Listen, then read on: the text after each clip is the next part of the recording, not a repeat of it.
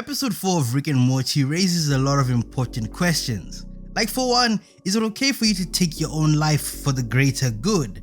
Now, I know the premise of this episode was pretty funny, but underneath all those shenanigans, it did send me into an existential crisis. Plus, now every time I look at a packet of spaghetti, I think it had an entire family. Basically, what I'm trying to say is that I can't look at these carbs the same ever again. Let me explain. The Big Dipper. Throughout the episode, Morty finds himself in a pickle. For a while now, the Smith family has been having spaghetti nights, the one thing that seems to unite the family together. Morty even turns to his useless dad and gets excited and is like, "You have a job interview lined up, right?" His mom is happy and so is Summer. This is one of the rare occasions where this dysfunctional American family are not at each other's throats bickering about something stupid. But when Morty ventures to the garage, he sees something no kid should see, and that's saying a lot since Morty's witnessed a lot of messed up shit in his life. Basically, their dinner is the guts of people from another planet. When they die, they become spaghetti. I think the meal obviously serves as a metaphor for a vice that's addictive and releases a ton of dopamine. Which one to be exact is up for interpretation. I mean, like, come on, who gets that giddy and filled with joy over bolognese? The only one I can think of is that fat tabby cat who hates Mondays. Another reason why I say this is because Rick has to go and get seconds in secret. He went away like an addict getting ready to shoot up their veins. If he didn't think it was wrong, he'd just have it on the kitchen counter or something. You know, like a normal person. Anyway, so Rick being Rick, he's been traveling to this planet solo because these people taste nice when they're deceased, and who doesn't like nice things? Morty though, unlike Rick, actually has a proper moral compass. So he forces Rick to explain to him what's going on and so on and so on. At first, this episode seems like it's just another typical Rick and Morty adventure, but it got me thinking. There is a deeper meaning to the fact that the people on this planet at first didn't even know what spaghetti is. That's why when Rick and Morty visit the morgue and Morty gets caught licking someone's intestines, he looks like a cannibal.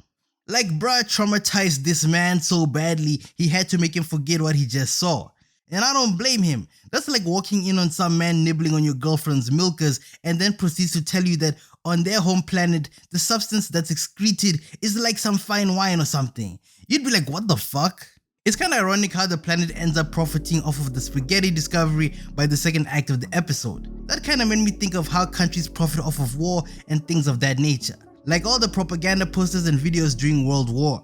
They're making you think you're serving your country, but they're basically seeing you as a statistic. On top of all of this, this episode is basically tackling addiction, assisted death, as well as the meaning of life.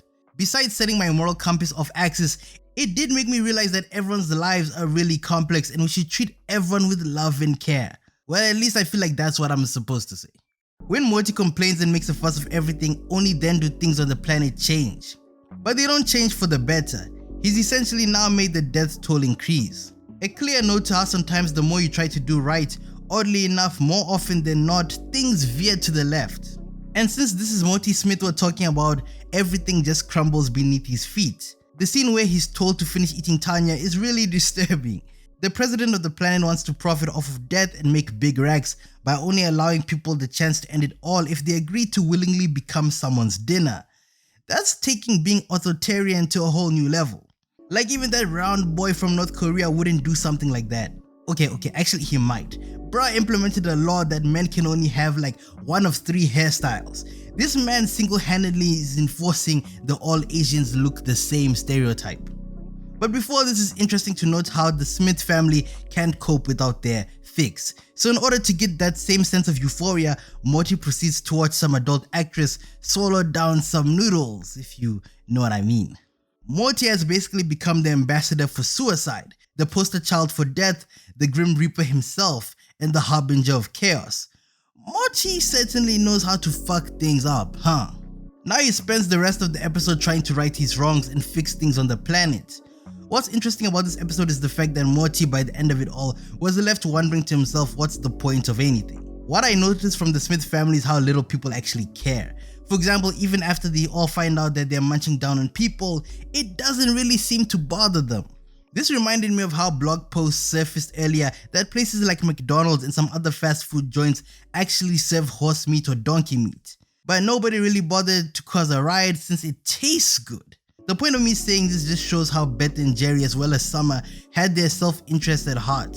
There's a scene in this episode where Morty believes that the deaths of these people are now justified since, for example, one of them was a serial killer, but now he consented to being eaten. As disturbing as this is, it just highlights how society in general is eager to turn the other cheek as long as the greater good benefits most people. That's an ongoing theme throughout this episode's 20-minute runtime. After essentially ending up encouraging, killing, and making people entitled to spaghetti, even though that wasn't his intention, Morty realized the valuable lesson. The ending of the episode pretty much suggests that even though you can tell someone that something is bad, it doesn't help unless you show them the core reason behind it. It's kind of like how the age-old saying goes, you can take a horse to the river, but you can't make it drink the water. I can tell you busting raw inside the baddies is bad, but you'll only take my word seriously once you catch herpes or much worse. For example, the last person we see from the spaghetti planet who sacrifices themselves for the greater good lived a very interesting life. He sucked at architecture, the girl of his dreams got away, he then somehow gets her back, they lived all together, blah blah blah. But through his memories, only then does the society realize they've been doing everything all so wrong. Moral of the story, I don't know, dude. Just don't be an asshole, and for crying out loud, find a reason to live. But most importantly, the next time you eat some spaghetti, just know they had someone that loved them.